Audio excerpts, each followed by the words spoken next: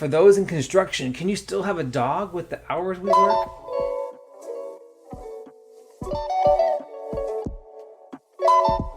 I am a semi-new college grad that started working as a field engineer about 6 months ago. I've lived with dogs my entire life and I feel like I'm ready to have one again. But I am currently working 7 a.m. to 5 p.m. Monday through Friday and have about a 15-minute commute, meaning I'm away from home for 10 and a half hours a day. While I can and typically do run home for my lunch break, is this too much alone time for my dog?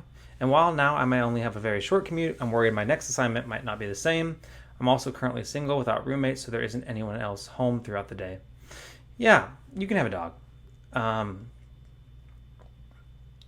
One thing you can do is you can pay for a pet sitter to come walk, like Wag or Wolf or whatever, somebody to come walk your dog during lunch whenever you can't make it.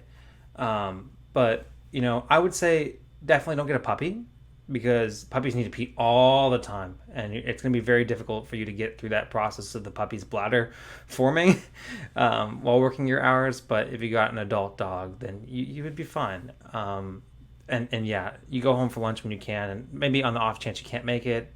But yeah, you could do it.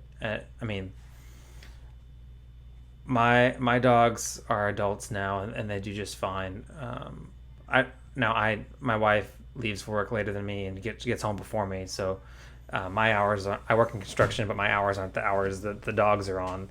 But 10 and a half hours a day, most adult dogs, especially you get a dog, adopt a dog from a shelter, a dog that's full adult, that's potty trained and has a good bladder, and it'll be fine. So yeah, multiple of my coworkers have dogs, and they work the hours that I do. Maybe have a slightly less shorter commute, but they have dogs and they're fine.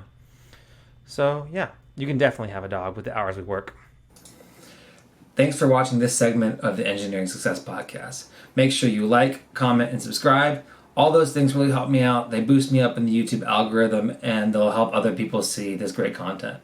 Make sure to recommend the podcast to your friends. You can listen to it on Anchor, Spotify, Apple Podcasts, and anywhere else you get your podcast content from.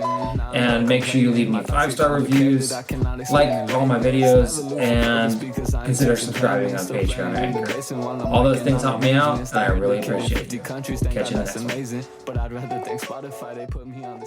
one.